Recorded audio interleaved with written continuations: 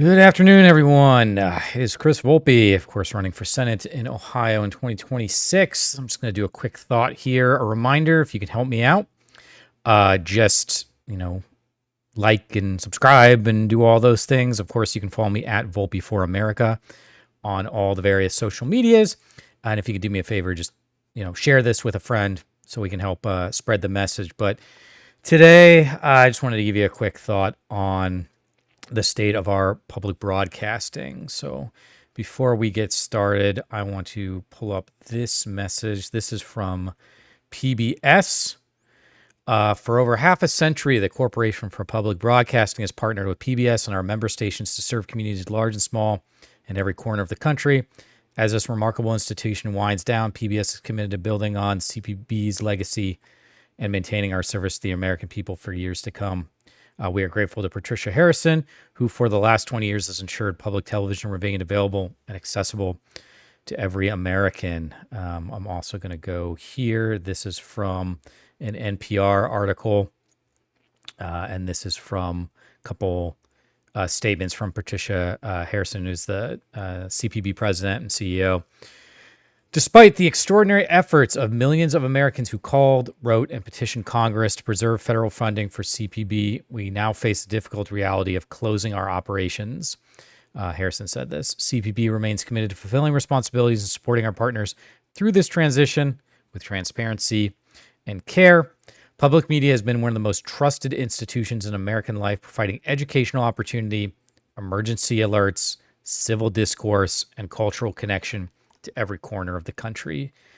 She says, CPB informed employees that the majority of staff positions will be eliminated with the close of the fiscal year on September 30th.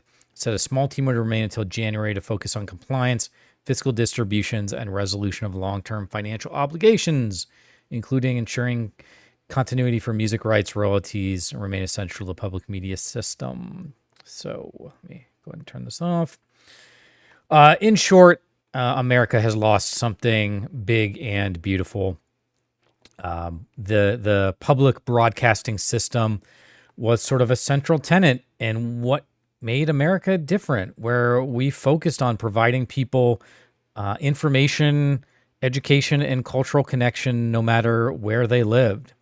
This is particularly going to hurt rural people and folks that are outside of the city systems who rely on our public broadcasting, our radio, and public television to stay informed with the news, to be able to provide educational programs for their children. And it's a shame, and it really, to be blunt, it really pisses me off. This is just another sort of cultural pillar that the Trump administration has worked to destroy.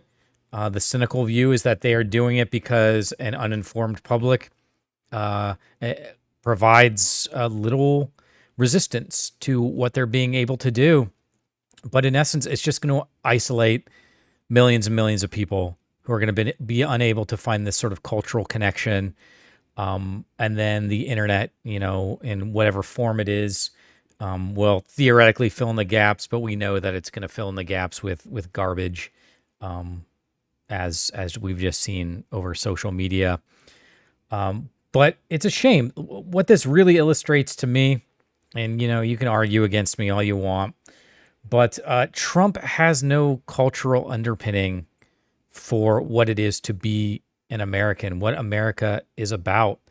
And it's just sad, when I was growing up, whether you listen to PBS or CPB or any of the member stations, there was at least this sort of connective tissue that brought us together.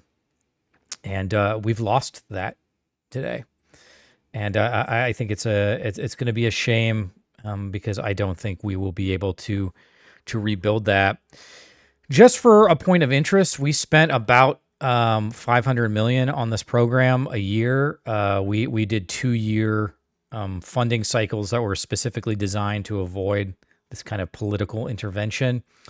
But the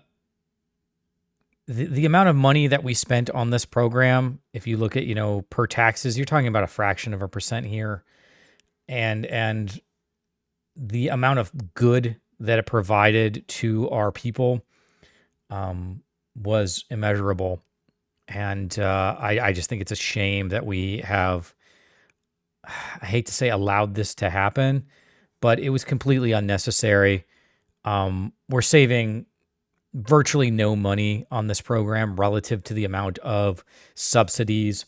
I mean, you look at the tax breaks that were just passed, $3.4 trillion over the next 10 years in exchange for, 400 or 500 million a year. I mean, you're talking about such a small percentage that it's like, let's just say 500 million times 10 years, you're at $5 billion spend, as opposed to the $3,000 billion, $3,500 billion that we are giving away to rich people on these tax breaks.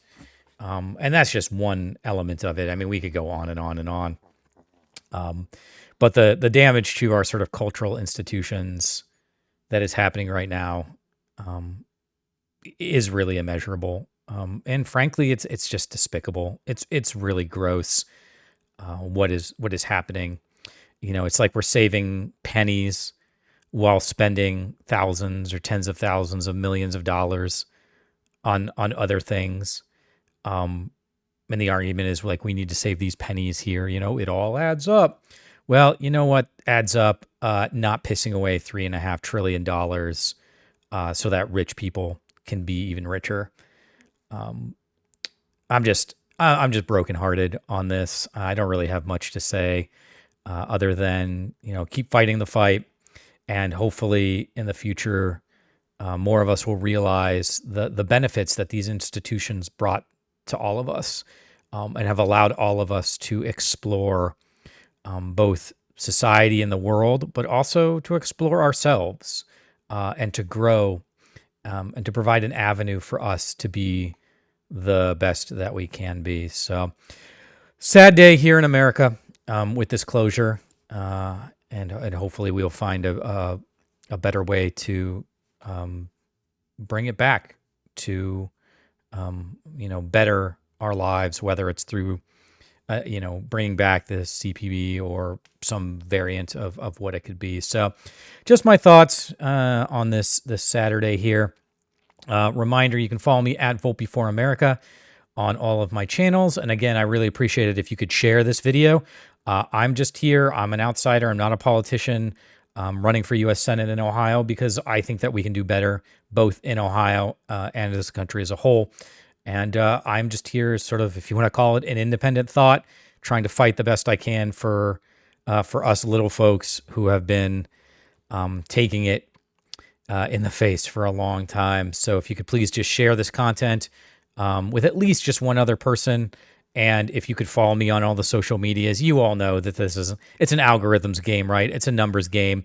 And so the more we can get our numbers, the more we can share these videos. I greatly appreciate it. So I hope you all have a wonderful Saturday, and I will see you in the next video. Take care, everybody.